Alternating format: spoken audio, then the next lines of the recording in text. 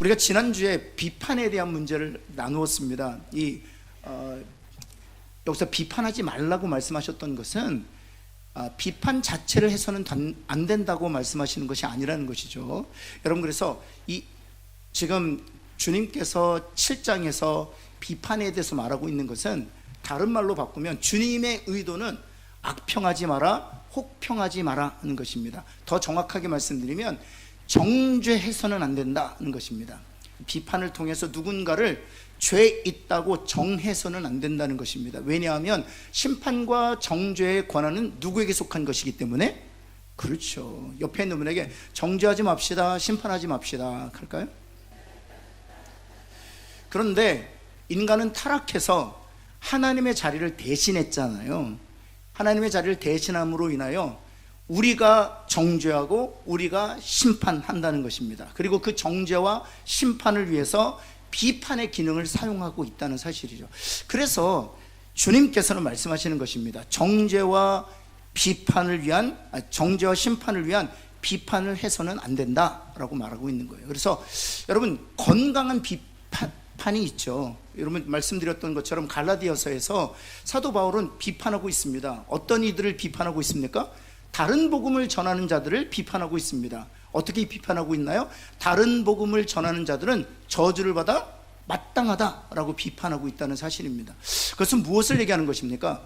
비판은 사람을 살리고 공동체에 생명을 불어넣는 일에 도구로 쓰여져야 한다는 것입니다. 그래서 건강한 비판과 이런 정죄하고 심판하는 비판을 나누었을 때 가장 중요한 기준점이 있다고 했어요. 내가 지금 건강한 비판을 하고 있는가, 아니면 심판과 정죄를 하기 위하여 비판이라는 기능을 사용하고 있는가를 구분하기 위해서, 스스로 구분하기 위해서 사용할 수 있는 것이 있습니다. 혹시 여러분 기억나십니까? 한 단어인데. 그렇죠. 예, 그렇죠. 예. 사랑입니다. 사랑. 따라서 사랑이 원인이어야 되고요, 사랑이 과정이어야 되고요, 사랑이 결과여야 돼요. 그것이 바로 건강한 비판의 잣대라는 것입니다. 그래서 사랑이 이유였느냐, 그리고 그 과정이 사랑이냐, 그리고 결과도 사랑이냐, 그럴 때는 건강한 비판입니다. 하늘에서 온 천사랄지라도 다른 복음을 전하는 자는 저주를 받을지어다 라고 비판했던 것은, 왜냐하면 다른 복음 때문에 멸망할 수 있기 때문에 그렇습니다. 그래서 사랑이 시작이었고 사랑이 과정이었고 그 결과도 사랑이었다는 사실이죠. 여러분, 사도 바울의 예를 들어보면, 감옥에 있을 때, 여러분, 사도 바울이 복음을 전했던 이유로 인해서 감옥에 갇혔잖아요. 근데 감옥에 갇힌 그 바울을 괴롭게 할 용으로 복음을 전했던 이들이 있다는 소식을 감옥에 있었던 바울이 들었습니다. 이게 빌립보서 1장의 내용이잖아요. 바울이 어떻게 했나요? 비판하지 않았습니다. 정죄하지 않았습니다. 심판하지 않았습니다. 복음 때문에 감옥에 갇힌 나를 괴롭게 할 요령으로 복음을 전한다고? 어떻게 그 복음을 그렇게 말도 안 되는 목적을 위해서 전할 수 있단 말이야? 라고 비판을 통해서 거짓된 목적으로 복음을 전했던 이들을 비평하지 않았다는 사실이에요. 오히려 무엇이라고 했느냐? 거짓으로 하나 참으로 하나 전파되는 것은 누구니? 그리스도니 나는 그것으로 인하여 기뻐하고 기뻐하리로다 라고 했단 말이죠. 여러분, 그래서 하나님 주님께서 우리에게 우리 공동체에게 말씀하시는 거예요. 심판과 정죄를 위한 비판을 해서는 안 된다. 그렇죠? 그리고 사랑의 결과를 가져오는 비판은 필요하다라고 얘기하는 것이죠. 우리 그런 면에서 옆에 있는 분에게 정죄와 심판을 위한 비판은 하지 맙시다 한번 할까요? 네. 특별히 우리 아내들이 남편한테 많이 당하잖아요. 또 자녀들이 부모님들한테 많이 당하지 않습니까? 여러분, 자녀 잘 되라고 한다, 또 남편 잘 되려고 한다, 아내 잘 되려고 한다, 또 교회 잘 되려고 한다. 근데 그렇지 않습니다. 정죄와 심판을 위한 비판이라는 사실이에요. 그 안에 사랑이 없습니다. 특별히 교회에 대한 비판을 하시는 분들 보면은 비판은 하는데 기도는 하지 않습니다. 참 이상하죠? 여러분, 비판을 통해서 교회가 더 발전해야 된다, 또 교회가 훨씬 더 성장하고 성숙해야 된다라고 말을 하는데 결코 기도는 하지 않는다는 사실이에요. 참 놀라운 일입니다. 여러분, 왜 기도하지 않습니까? 단순히 그 비판은 정죄하고 심판하는데 목적이 있기 때문이라는 사실이에요. 그래서 건강한 비판을 하는 사람들은 오히려 훨씬 더 많은 시간 기도하고 눈물을 뿌린다는 것이에요. 변화를 위해서, 회복을 위해서. 사랑하는 성도 여러분, 그래서 우리가 하나님께 입을 열 때 하나님께서 우리의 그 의도와 우리의 그 선한 생각을 기억하시고 또 들으시고 응답하신다는 거예요. 그런 저와 여러분 되기를 예수 그리스도는 축원합니다. 그래서 비판하지 말아야 할 이유가 사실은 4가지인데요. 지난주에 하나 했습니다. 그것은 무엇인가 하면, 비판하지 말아야 될 이유는 그것은 바로 정죄하고 심판하는 것이기 때문에 비판해서는 안 된다는 것입니다. 한번 따라해볼까요? 정죄하고 심판하는 것이기 때문에 비판해서는 안 됩니다. 한번 할까요? 그래서 그것을 우리가 알아내기 위해서는 사랑이 있느냐 없느냐를 확인하면 된다는 거죠. 그리고 나서 이제 오늘 두 번째 이유입니다. 두 번째, 2절부터 5절까지가 바로 그 두 번째를 말하고 있는 것입니다. 우리 한번 첫 번째 한번 읽어볼까요? 비판하지 말아야 될 이유 1번 같이 한번 읽습니다. 시작. 두 번째 이유는 하나님께, 그렇죠, 오늘 본문을 통해서 주님께서 비판을 하지 말아야 될 이유는 그 비판은 정죄와 심판을 하기 위한 비판이기 때문에 해서는 안 된다. 왜냐하면 정죄와 심판은 하나님의 권한에 속한 것이기 때문에. 그리고 두 번째는 하나님께 비판을 받는다, 그런 뜻이에요. 비판하는 자는 누구에게 비판을 받는다? 하나님께 비판을 받는다. 그래서 비판해서는 안 된다라고 말합니다. 1번 한번 볼까요? 같이 한번 읽겠습니다. 시작. 다른 사람들이 너희를 비판하는 것을 싫어하거든 너희도 다른 사람을 비판하지 말라는 뜻입니다. 두 번째 한번 볼까요? 두 번째, 또 다른 것은 하나님께 비판을 받지 아니하려거든 비판하지 말라는 의미도 갖고 있다는 사실입니다. 그래서 여러분, 성경에 보면 하나님께서 비판 또 심판, 정죄하시는 3가지가 있어요. 3가지. 언제 그리고 어떤 종류의 비판과 심판이 있는지를 성경이 보여주고 있는데, 첫 번째 한번 볼까요? 첫 번째는 무엇인가 하면 최종적이고 영원한 비판 또는 심판이 있다는 것입니다. 최종적이고 영원한 심판 또는 비판이 있다는, 히브리서 9장 27절 말씀 우리 한번 같이 한번 읽어볼까요? 히브리서 9장 27절. 혹시 암송하는 분 계시나요? 네, 한번 같이 한번 읽어볼까요? 한 번 죽는 것은, 시작. 사람에게 정하신 것이요 그 외에는, 그렇죠, 한 번 죽는 것은 사람에게 정하신 것이요 그 후에는 심판이 있다는 것입니다. 죽음 이후에 심판이 있다는 것이죠. 영원한 심판을 의미하는 것입니다. 따라서 첫 번째, 하나님의 그 심판, 하나님의 정죄, 하나님의 비판은 무엇인가 하면 최종적이면서도 영원한 심판이 있다는 사실이죠. 두 번째 한번 볼까요? 두 번째 비판은 무엇인가 하면 우리가 하나님의 자녀이기에 받아야 할 마땅한 비판이 있다는 사실입니다. 우리가 하나님의 자녀이기에 받아야 할, 하나님의 자녀들이 받는 그런 비판 그리고 심판이 있다는 것이죠. 어떤 것인가 하면 고린도전서 11장 32절 말씀 한번 볼까요? 고린도전서 11장 32절 같이 한번 읽겠습니다. 시작.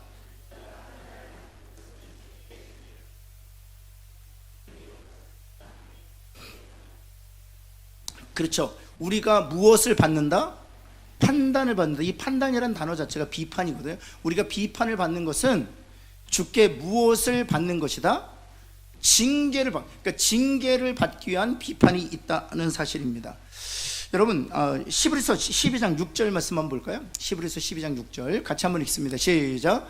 주께서 그 사랑하신 자를 징계하시고 그가 받아들이시는 아들마다 채찍질 하심이라 하였으니. 우리는 심판을 받지는 않습니다. 그러나 징계를 받습니다. 옆에 있는 분에게 심판을 받지 않지만 징계는 받습니다. 한번 할까요? 심판과 징계의 차이가 있습니다. 심판은 끝이에요. 끝. 근데 징계는 회복을 위한 것입니다. 심판은 멸망, 근데 징계는 다시 새로운 시작이. 그래서 심판과 징계는 완전히 달라요. 우리가 심판을 받지 않는 이유는 그리스도께서 끝이 되어 주셨기 때문입니다. 그리스도께서 마침이 되어 주셨기 때문입니다. 그리스도께서 죽으심으로 말미암아 우리의 죄를 속량해 주셨기 때문입니다. 그래서 우리가 심판을 받지 않습니다. 그런데 우리는 징계를 받습니다. 왜냐하면 징계는 새로운 시작을 위한 것이기 때문에, 징계는 회복을 위한 것이기 때문에, 징계는 우리의 성결과 정결을 위한 것이기 때문에 징계는 받습니다. 징계는 끝이 아닙니다. 다시 시작이 있다는 사실이죠. 여러분, 그래서 하나님께서 우리 그리스도인들을 우리의 삶에서 징계하신다는 사실입니다. 비판을 통해서 징계하신다는 사실입니다. 그래서 때로는 우리가 하나님의 말씀대로 살지 않을 때 징계받을 때가 있어요. 징계받을 때요. 근데 그것은 심판이 아니라 무엇이라고요? 징계다. 이래서 이 단어를 우리가 정확하게 선택해요. 우리 지체 중에 어려움을 당해요. 하나님의 말씀대로 살지 않음으로 말미암아 어려움 당하는 이들이 있어요. 심판이에요? 징계예요? 징계받는 거. 징계는 회복시키기 위한, 징계는 자복하고 돌아서게 하시기 위함이라는 사실이죠. 다시 한번 기억해야 합니다. 여러분, 그리고 나서 세 번째 심판이 있는데 그것이 무엇인가 하면 보상의 심판이 있다는 사실이죠. 이것을 우리가 알 필요가 있습니다. 이 보상의 심판은 우리가 백보자 심판이라고도 하는데, 이제 주님이 오셨을 때 우리가 새 몸을 입고 다 부활해서 그리스도의 심판대 앞에 나아갈 때 그리스도께서 우리를 심판하시는 것입니다. 그것은 무엇인가 하면 상급에 대한 심판을 말하고 있는 거죠. 로마서 14장 10절 말씀 한번 볼까요? 로마서 14장 10절 같이 한번 읽겠습니다. 시작. 어찌하여 내 형제를 없이는 여겼느냐? 우리가 다 하나님의 어디 앞에 선다? 여기 형제란 불신자를 얘기하는 걸까요? 신자를 말하는 걸까요? 그렇죠. 신자가 신자를 어찌 비판할 수 있느냐? 신자가 신자를 어찌 없인 여길 수 있느냐? 우리가 그 일로 인하여 하나님의 심판대 앞에 서게 된다는 것입니다. 여러분, 고린도서 3장 13절 말씀 한번 볼까요? 고린도서 3장 13절 같이 한번 읽겠습니다. 우리 한글만 읽겠습니다. 시작. 각 사람의 공적이 나타날 그날이 나타날 터인데, 다시 한번 읽겠습니다. 시작. 각 사람의 공적이 나타날 터인데 그날이 공적을 밝히리니 이는 불로 나타내고 그 불이 각 사람의 공적이 어떠한 것을 시험할 것임이라, 이렇게 되어 있습니다. 이게 His work will be shown for what it is, 이렇게 되어 있는데 이게 무슨 뜻이냐면 그가 한 일이, 이 땅에서 그가 한 일이 반드시 드러나게 될 것이라는 거예요. 반드시 드러나게 될 것이라는, 그가 한 일이 반드시 드러나게 되는데 for what it is, 그가 한 일 그대로 드러나게 된다는 거예요. 이게 어떤 뜻인가 하면, 사람은 중심을 볼 수 없기 때문에, 사람은 외모만 보기 때문에 그 일이 잘된 것인지 또 못된 것인지 잘 구분이 안 돼요.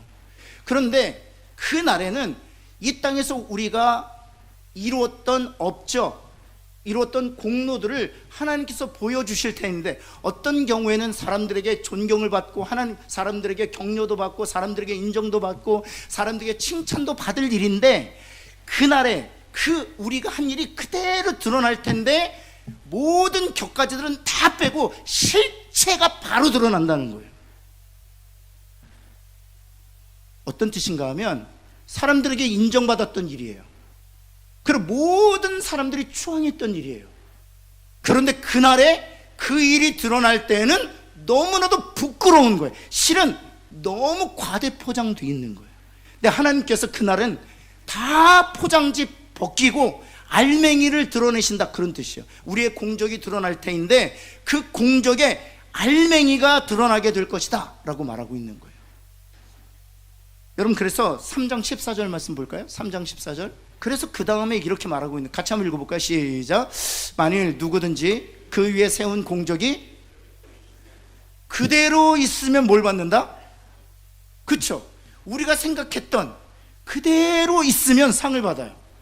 그런데 그대로 있지 않을 수도 있다는 전제가 있는 거잖아요. 왜요? 우리가 추앙하고 우리가 그렇게 존경해야 하고 우리가 그렇게 칭찬하고 인정했던 그 일이 실제로는 우리의 눈을 가리워서 그것을 못 보았던 것 뿐이지, 실제로는 그 알맹이가 너무나도 보잘것없는. 근데 그 공적, 우리가 생각했던 대로 우리가 칭찬했던 대로, 우리가 인정했고 추앙했던 그대로 있다면 상을 받게 될 것이고, 그런 뜻입니다. 그리고 나서 15절 같이 한번 읽어볼까요? 시작. 누구든지 그 공적이 불타면, 그렇죠, 알맹이가 드러났는데 너무 보잘것없는, 너무 과포장이 된 거예요. 여러분, 간혹 가다가 제가 치킨 시키면 화딱지가 날 때가 있어요. 와, 치킨이 요즘에는 3만원, 3만원. 그런데 박스가요, 얼마나 화려한지 몰라요. 이야, 뭐 대단한 거 들었나? 혹시 여러분 프라닭 드셔보셨습니까? 프라닭은요, 무슨, 전 가방이 들어있는 줄 알았어요. 까만 이상한 거에 이렇게 탁, 이야, 죄송합니다. 저는 프라닭을 안 좋아해서 그러니까 좋아하시는 분들은 이해하고 들으세요. 맛대가리도 없더라고요. 저는 옛날 통닭이 제일 맛있어요. 딱 기름에 튀긴. 근데 거기다 마요네즈 치고 뭐, 무슨 장난을 그렇게 했는지. 제가 프라닭 보고 닭 가지고 장난쳤구나. 프라닭 좋아하시는 분들은 이해하고 들으십시오. 너무 과포장인 거예요. 제가 이 말씀 드린 이유가 있습니다. 여러분, 우리의 업적도 너무 과포장이 돼 있어요. 그런데 지금 무슨 얘기 하시느냐? 그리스도의 하나님 심판대 앞에서는 그 과포장된 거, 포장지 다 뜯어내시겠다는 거예요. 그리고 알맹이 그대로 보여주시겠다는 거예요. 그래서 그때는요, 역전이 될 수도 있어요. 어떤 경우에는 굉장히 보잘것없고, 어떤 경우에는 우리의 세상적인 안목으로 볼 때 굉장히 작은 일이었는데, 하나님의 심판대 앞에서는 그것 그대로 남아있는, 그렇게 추앙받고 인정받고 사람들에게 그렇게 칭찬받았던 그 일은 불타서 완전히 사라졌는데, 정말 아무것도 없고 보잘것없었던 일이라고 생각했는데 그때 그것이 우리의 영광을 받을 수도 있다는 사실입니다. 그 심판을 우리가 받게 된다는 것입니다. 그래서 그런 심판의 대상자인 우리들이 어떻게 우리가 비판을 통해서 누구를 정죄하고 그렇게 누구를 심판할 수 있느냐 하는 것입니다. 옆에 있는 분에게는 심판의 대상자이지 심판자는 아닙니다. 한번 할까요? 그래서 말씀하시는, 우리는 비판을 받아야 할 대상이지 비판을 하는, 그래서 비판을 통해서 심판과 정죄를 하는 이는 아니다는 것입니다. 우리는 최종적으로 영원한 심판이 있고요, 더 나아가서 우리가 이 땅에 살면서 하나님 말씀대로 살지 않을 때 징계받아야 마땅할 존재이고요, 더 나아가서 우리가 공로와 업적을 만들어 놓을다 할지라도 하나님의 심판대 앞에서는 그것이 낱낱이 what it is, 그것 그대로 하나님께서 여실히 보여주실 것이기 때문에 우리는 심판의 대상자이지 심판자일 수 없다라고 말하고 있는 것입니다. 여러분, 두 번째, 비판하지 말아야 할 세 번째 이유는 그것이 우리 자신의 비판의 표준을 설정하는 것이기 때문에 그렇습니다. 이게 주님이 말씀하신 또 굉장히 중요한 원리예요.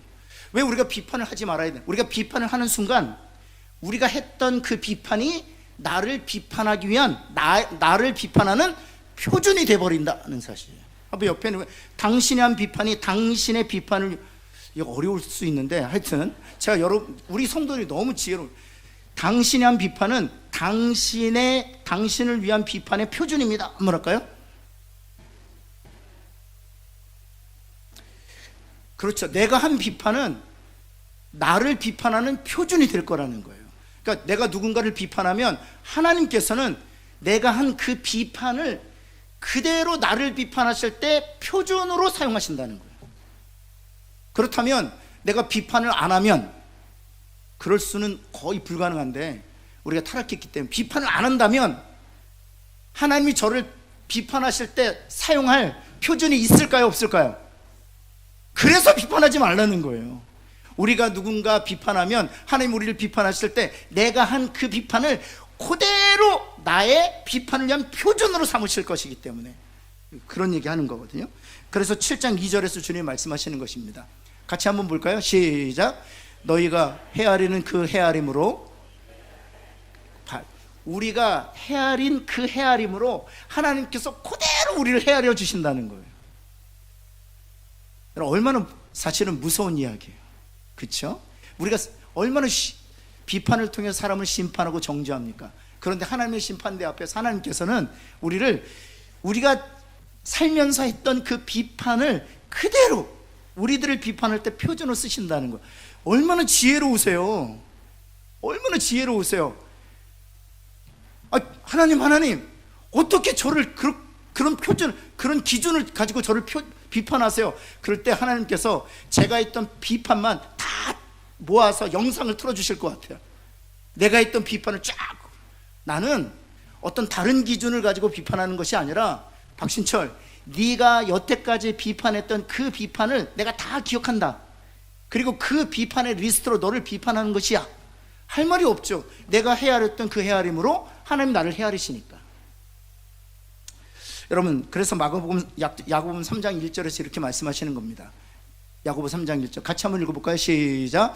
내 형제들아, 너희는 선생된 우리가 더 큰 심판을 받을 줄 알고 선생이 많이 왜 선생된 사람이 더 많이 심판을 받습니까? 그렇죠. 그 선생이 심판의 기준이 되기 때문에. 그렇죠. 선생이 심판의 기준이 되기 때문에. 그래서 주변에 선생님들이 얼마나 많아요. 옆에 있는 선생님들 한번 보시겠어요?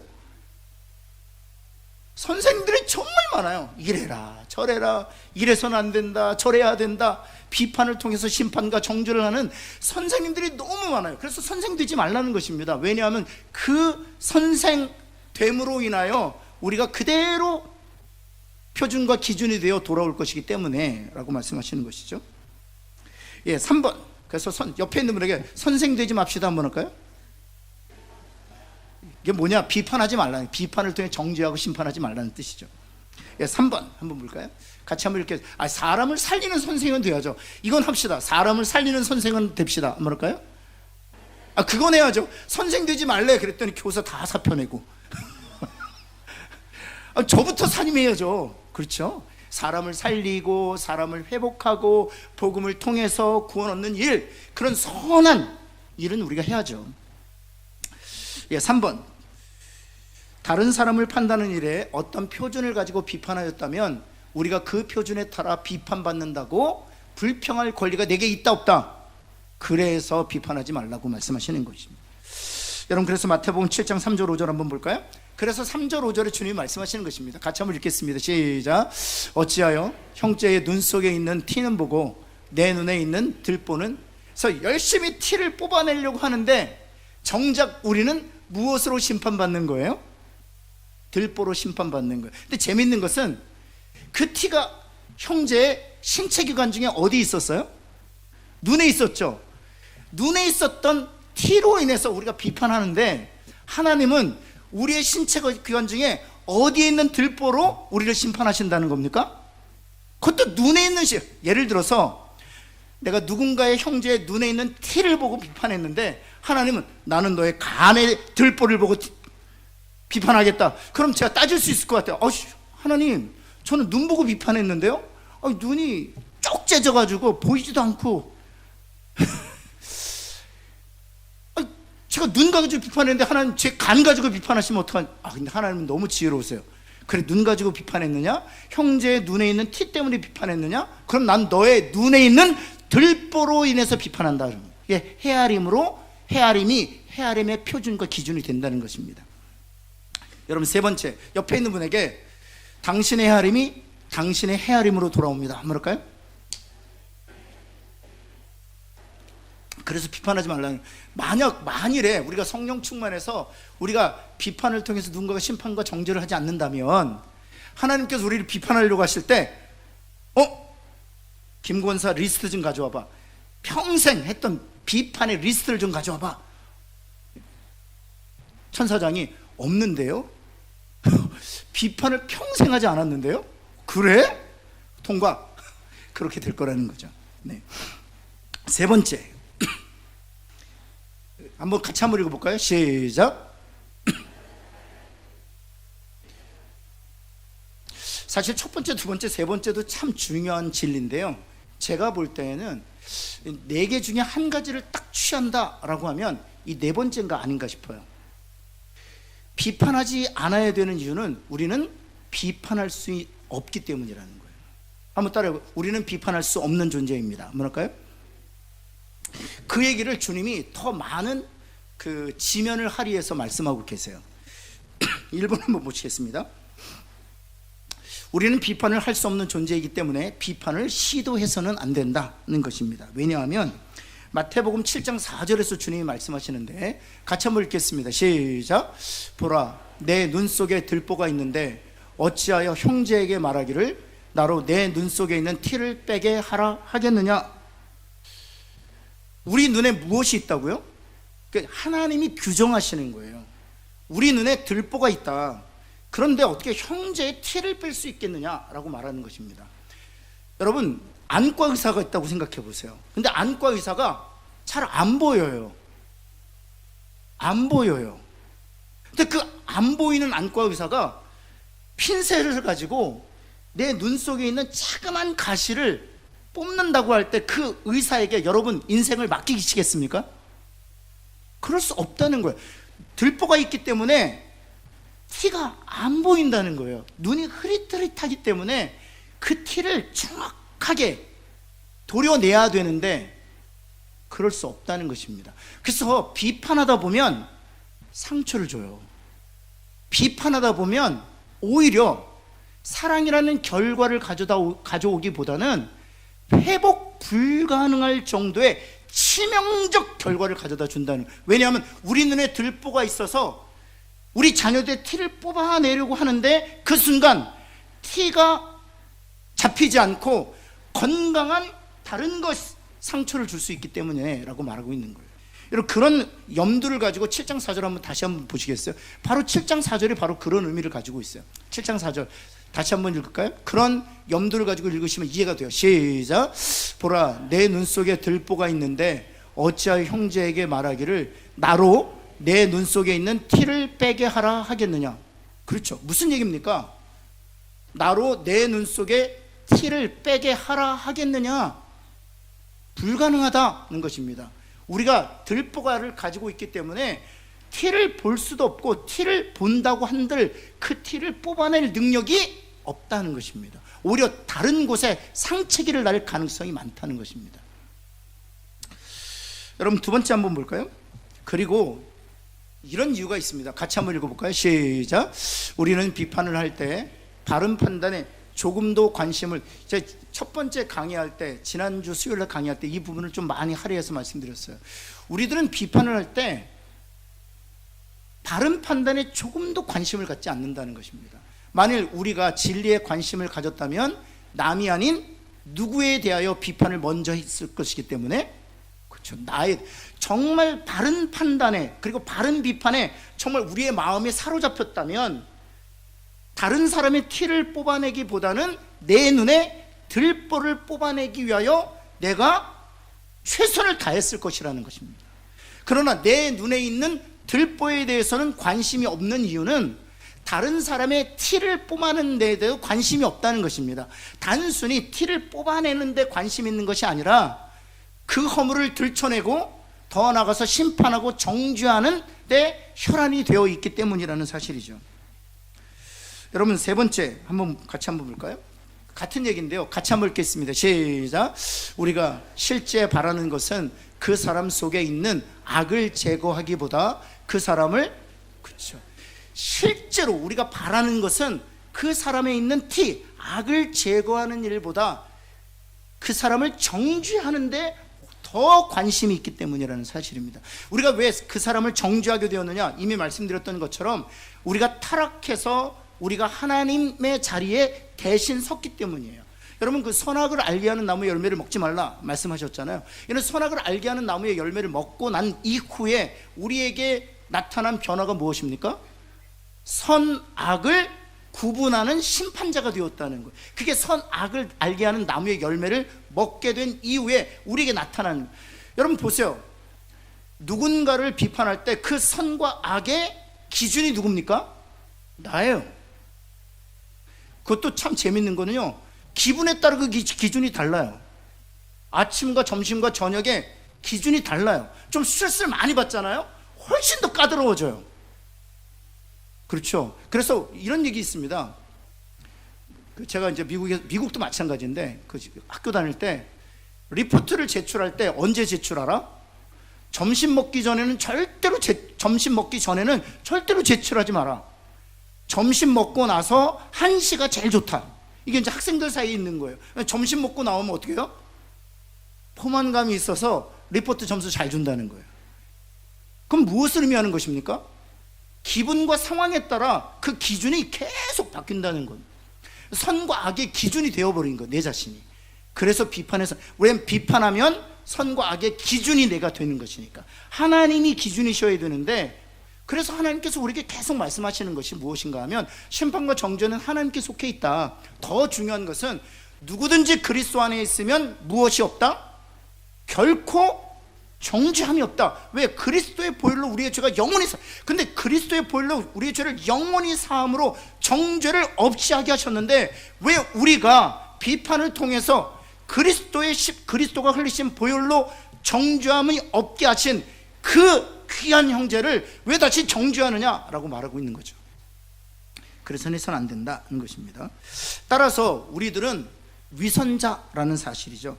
이제 4번 말씀 보면 우리는 그래서 위선자라는 것입니다. 우리 마태복음 7장 5절, 이게 이제 논리적으로 같이 연결되어 있어요. 7장 5절 한번 같이 한번 읽어볼까요? 시작.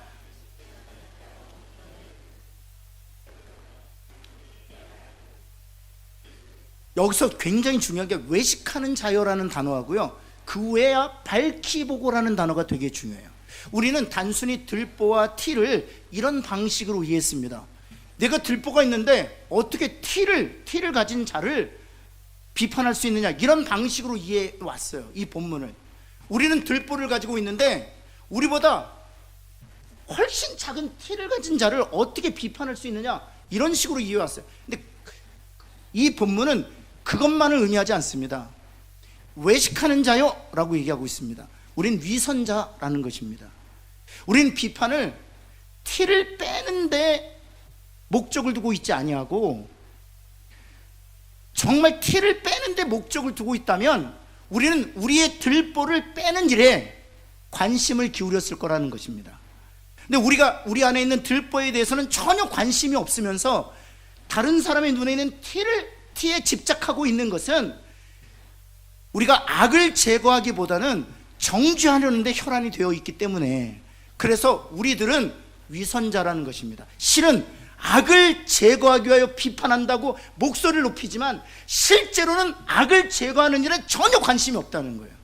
교회를 비판해서 교회 안에 있는 악을 제거하기 위하여 목소리를 높이는 것 같지만 실제는 교회 안에 있는 악을 제거하는 일에 관심이 없다는 것입니다. 그 비판을 통해서 단순히 정죄하는 일에만 우리가 따라서, 왜냐하면 다시 돌아가면 정말 교회에 있는 그 악을 제거하는 일에 관심이 있다면 내 안에 있는 악을 제거하기 위하여 몸부림쳤을 거라는 것입니다. 근데 내 안에 있는 들보에 대해서 전혀 무관심한 채 그 형제의 티에 집착한 것은 악을 제거하는 것보다는 오히려 정죄하는 데 혈안이 되어 있기 때문에, 그래서 우리가 위선자라는 것이, 그런 맥락에서 좀 더 다른 시각으로 볼 필요가 있는 것이죠. 그래서 계속 7장 4절에 보면 이 위선자라는 단어도 되게 중요하지만 7장 5절 그 외야 밝히 보고라는 단어가 되게 중요해요. 그 외에 밝히 보여.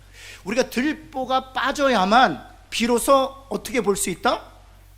밝히 볼 수 있다는 거예요. 옆에 이분에게 한번, 들보가 빠져야 밝히 볼 수 있습니다. 제대로 볼 수 있습니다. 한번 할까요? 그렇죠. 내 눈에 들보가 빠져야 제대로 볼 수 있어요. 들보를 가지고 있는 한 우리는 악을 제거할 수 없다는 사실입니다. 티를 제거할 수 없다. 그래서 우리 자신 안에 있는 이 들보가 먼저 이 들보가 먼저, 참 저 자신에게도 주신 말씀이에요. 제가 늘 설교하는 자의 입증이에요. 내 눈에 있는 들보가 빠져야 성도들에 있는 티가 그제서야 보이기 시작하는 거거든요. 네. 여러분, 현대인의 성경 한번 볼까요? 현대인의 성경은 이렇게 번역되어 있습니다. 같이 한번 읽을까요? 시작. 위선자야, 먼저 내 눈 속의 들보를 빼어내라. 그러면 내가 밝히 보고 형제의 눈 속에 있는 티도, 바로 그는 우리 안에 있는 들보가 빠져나와야 형제에 있는 티를 빼는데도 도움을 줄 수 있다라고 말하고 있는 것이죠. 그래서 다섯 번째 한번 볼까요? 굉장히 중요한 다섯 번째, 같이 한번 읽겠습니다. 시작. 다른 사람을 돕고 싶으면 우리 자신의 영과 태도가 잘못되어 있음을, 그렇죠, 다른 사람의 눈에 티가 있어요. 분명히 있어요. 근데 그 티를 뽑아주고 싶으면, 그 악을 제거해주고 싶으면 우리 자신의 영과 우리 자신의 태도와 우리 자신의 감정과 정서 안에 있는 들보를 먼저 드러내야 된다는 거예요. 드러내야 비로소 도와줄 수 있다는 것입니다. 쉬운 예로 열등감에 쩔어 있는 사람은요, 다른 사람을 도울 수가 없어요. 낮은 자존감을 갖고 있는 사람들은요, 다른 사람을 도와줄 수가 없어요. 정말 도와줄 수가 없어요. 열등감에 저도 쩔어봐서 아는데, 열등감에 쩔어 있으면은요 다 싫어요. 집사님도 싫고 목사님도 싫어요. 나보다 날씬해 갖고 싫어. 열등감에 쩔어 있으면 다 싫어, 다 싫어. 열등감에 쩔어 있잖아요. 그러면 저기서 수근수근거리면서 저를 힐끗힐끗 보면서 얘기하는 거예요. 실은 그 두 분들이 무슨 얘기를 했냐면, 목사님 오늘 정말 멋있다. 어쩜 저렇게 잘생겼어. 얼굴은 까맣지만 그래도 있을 건 다 있어. 뭐 칭찬하는. 근데 열등감에 쩔어 있잖아요. 그러면 어떤 생각이 들까요? 욕하고 있구나. 열등감에 쩔어 있으면 남을 도와줄 수가 없어요. 자존감이 낮은 사람은 도와줄 수가 없어요. 그래서 내 안에 있는 그 들보를 빼내야 다른 사람을 도울 수 있는 거예요.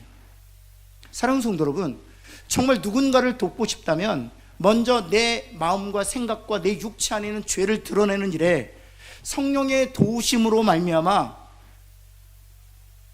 정말 집중하고 힘쓰고 애쓰는 저와 여러분 되기를 예수 그리스도는 다시 한번 축원합니다. 그럼 도와줄 수 있어요.